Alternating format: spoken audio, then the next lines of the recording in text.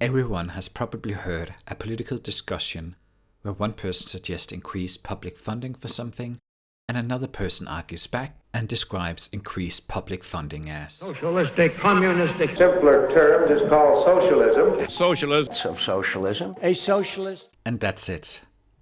With a deep sneer of disgust, no need to go deeper into the discussion. It's just socialism, which is bad. I'm so tired of that argument. Jesus, I'm tired. I'm also tired of the argument that capitalism versus increased public funding is by definition a more effective way to achieve economic growth for a country or the world. In many cases it is. But capitalism has an Achilles heel just like any other system, also in the context of economic growth. Proof of that is perhaps in your hands right now, in your pocket, or at least very likely within arm's reach. It is, of course, your smartphone I'm talking about, the most significant and life-changing technological innovation of the 21st century.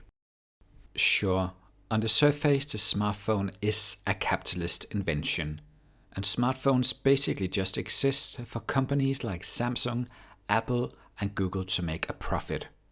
In essence, that's the existential purpose.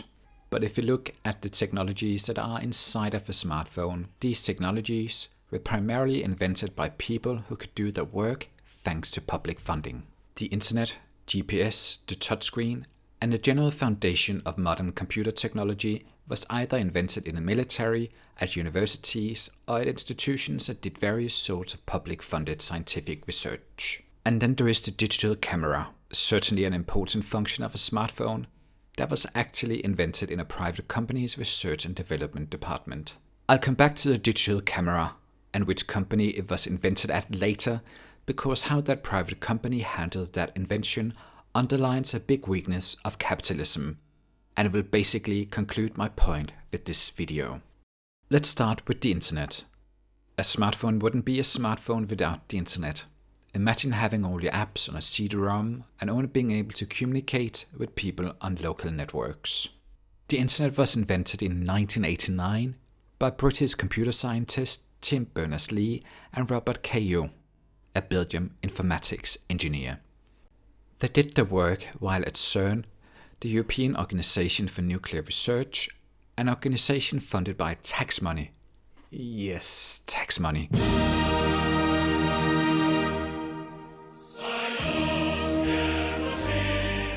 From various European governments to provide research in fundamental physics. And from now on, let's stop playing the Soviet national hymn whenever something is public funded. Let's move further up into the thermosphere and exosphere. Here we find 31 satellites that are the backbone of the global positioning system, more commonly known by its apprehension, GPS. It is owned and was built by the United States government, and today it's operated by the United States Space Force, a branch of the US Armed Forces. Since the US controls it, they can also deny access to it. They did so during an armed conflict between India and Pakistan in 1999, and on that touchy note, let's move further to another touchy subject, the touchscreen. The first finger-driven touchscreen was developed by Eric Johnson of the Royal Radar Establishment, a research centre under the British Army. The technology was later improved in the early 1970s by CERN's British and Danish engineers Frank Beck and Ben Stumpe, so it could be used for controlling CERN's superproton synchrotron accelerator. But all things considered, a smartphone is first and foremost a computer. Hardware with built-in software that turns binary numbers into those 80s ballads on a guilty pleasure Spotify playlist. And embarrassing drunken selfies sent to your ex-girlfriend later at... Oh, that's more what I use my smartphone for, but you get the picture. A smartphone is a computer. The history of the computer is complicated, but a good starting point of the history of modern computing is the Turing machine, a theory put together by Alan Turing in 1938 at Cambridge University. It led to many universities and army research labs starting to build computers all over the world, now more effective and versatile than earlier attempts. A place where they got particularly good at computing was Stanford University in Palo Alto. Here they, for instance, created the ARPANET in 1969, a predecessor of the internet. Another place they got very interested in computer technology was NASA's Research Center in Mountain View, which was founded in 1939. The American Navy also had various research departments in the San Francisco Bay Area. And if you think these names sound strangely familiar and have a techie cling to them, it's because these locations today are part of what's called Silicon Valley. If it wasn't for the public-funded or partly public-funded institutions, Steve Jobs, Bill Gates, and the various venture capitalists who also helped a lot, they wouldn't have a playground of knowledge, technological inventions, and smart, educated people where they could build their successful and celebrated enterprises. And with that lovely old photo of Bill Gates, let's move on to the digital camera. You may already know the story because it's kind of famous. It was invented by Steven Sasson in 1975, who worked for Kodak. Yeah, Kodak. Good old Kodak, who used to be on every high street and shopping mall in Europe and the US. Well up into the noughties, selling photofilm, cameras, and other related products. Their disposable cameras were as essential to a family holiday as clean underwear and a toothbrush, and a brand as famous as McDonald's and Coca-Cola. But in 2012, they filed for bankruptcy. Digital cameras and smartphones had taken over, and the attitude towards Steven Sasson's invention says it all. They saw it as a threat to the business model. Sasson himself described Kodak's attitude some years ago in New York Times as this. But it's filmless photography. So management's reaction was, that's cute, but don't tell anyone about it. Even when Sasson and a colleague, Robert Hills, created the first modern digital single-lens camera that looks and functions like today's professional models, the attitude was the same. A threat to the business model.